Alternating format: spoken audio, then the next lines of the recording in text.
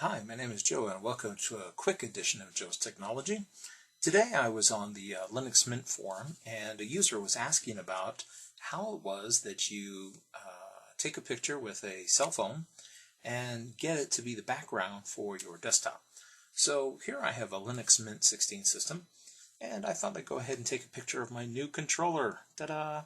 I decided to pick up an Xbox 360 wireless controller, which I'll use for my Steam box. And I have a little Samsung Galaxy S3 here that I'll use to take my photo. So this is probably going to be a horrible photo, but with the flash, it shouldn't look too bad. Well, you know what? I've got too much of myself in that picture. Here we go. Let's try that again.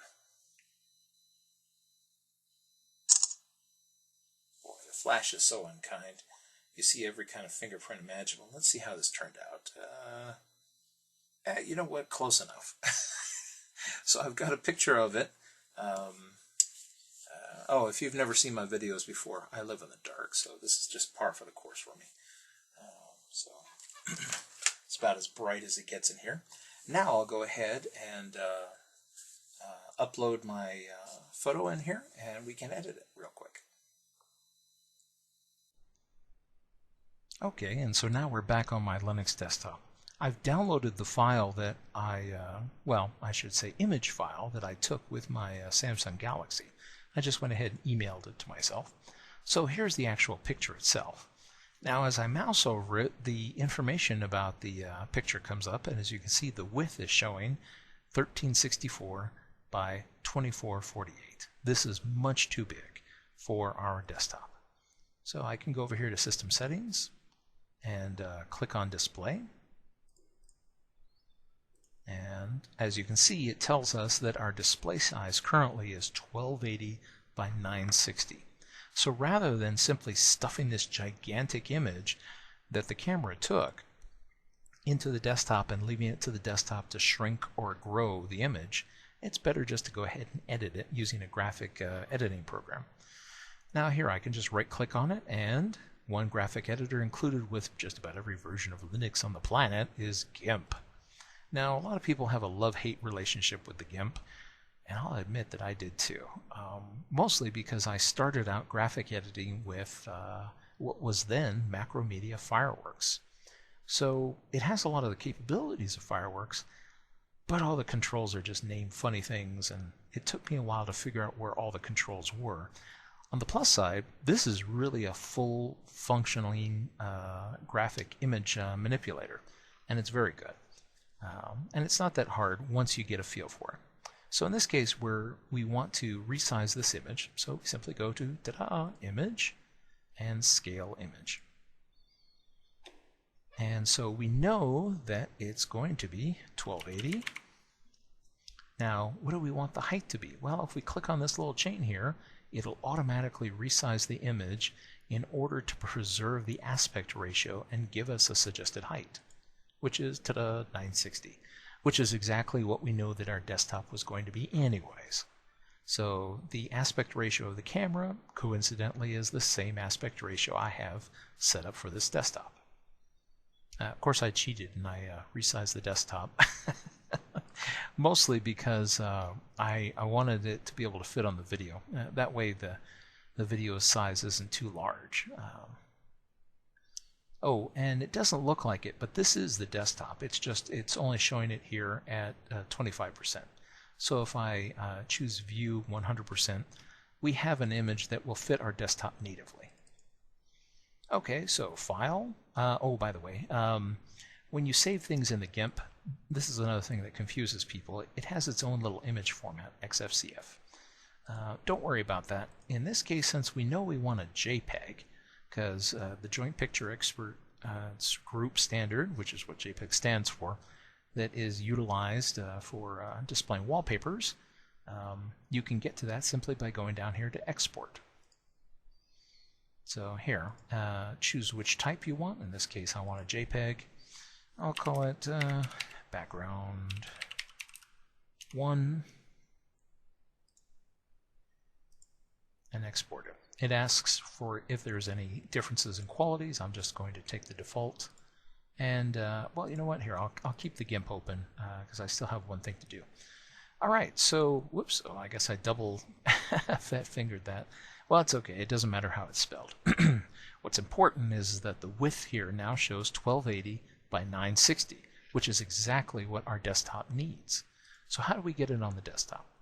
Well, okay, I'm demonstrating this on a KDE desktop environment, so if you're using Cinnamon, Mate, or something else, unfortunately you're going to have to find these controls elsewhere. But if you're using KDE, here's where they are. Here, I can just go up here, right-click, choose folder settings, ta-da! Now I have the background image information. Now there are several backgrounds that come included. In fact, the one we look at by default is this one here, Linux Blue. And however, I'm going to choose Open and choose my own. Now, I already had it set to go to this folder, but if you didn't, you can just click Home and then browse to whatever folder is appropriate. In my case, it's going to be Downloads, because that's where I edited my image, and here's my misspelled background. And I'll click Open, and so, oh, and then Apply. So now the image that I took with my phone can now be my background image. Any picture I take can go up here. Now, what happens if you only wanted a section of the picture? Say you wanted to crop it. Maybe I didn't want my big hand in the photo. Well, that's why I left my friend the GIMP open. So here, let's make another image. And in this case, we're going to, oh, but that's, this is the resized one. Yeah, we don't want that one. We want the original. So this is, again, our big image, which is the 3264 by 2448 image. And the reason I go back to that one is that images look okay when they shrink. They look terrible when they're blown up because you're adding pixels that weren't there before. It's not like on some of these silly, television shows where they say, let's blow up the image and we'll figure out who it is on that security video, and it magically enhances it and you see a clear picture. That doesn't really work. So always remember, you want to shrink images, not blow them up. So that's part of the reason why the camera takes crazy DPI level photos. Okay, so say I don't want my big thumb in here. Now, I still want to maintain my aspect ratio so my image doesn't look funny. So I'm going to just take a wild guess and say that that's probably good right there. Now I can go over here to Edit and choose Copy. Now I can go to File and say Create New, and in this case I'm going to create a new image from Clipboard. So the, oh, whoops, here I am pointing at the screen, you can't see that. The image here that I've copied out into the clipboard can now be used to create a new file. So the new file consists of just what I clipped out. And again, we go here to Image Resize, or I'm sorry, Image Scale. I'm using terminology from Fireworks, sorry. I work with Fireworks during the daytime. So 1280. Now here's the sad part. Unfortunately, in order to maintain the aspect ratio, this one's not quite going to be 960. So the best that we can hope for here, because I didn't clip enough, is 761. Oh well. I'll just go ahead and scale that anyways, just the way it is. And again, although it doesn't look like it, it is wide enough for our desktop. So I'll say Save As, whoops, oh, not Save As, Export. Export. And again, I'll choose JPEG.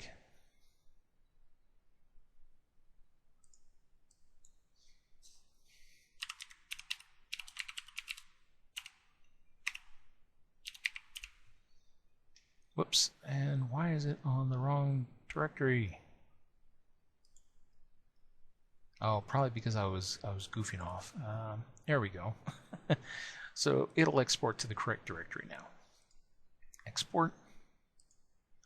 So now we have background number 2. Now this one, as I said, this one's not going to be quite perfect. Whoops, oh, wrong button. Wrong button, come on. Don't be so finicky, computer. All right, so this is a right click, by the way, if you didn't realize that for this menu. So I can go here to open, and again, we have background number 2.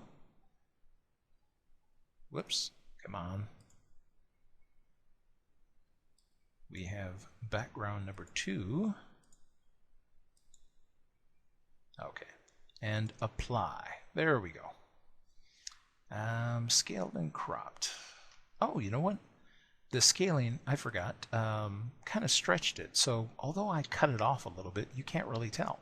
So now we have the image, and it's been cropped so that, and actually it did a good job of cropping that little bit. So even though I didn't quite allow for enough pixels, you could barely tell. So it still looks pretty good. So there you have it. You can use any image from any camera. I just happen to use my phone in this case. Cut it to scale. Make sure that you know what your desktop size is, and from there you should be able to cut out something and resize it to be able to use your desktop. Enjoy.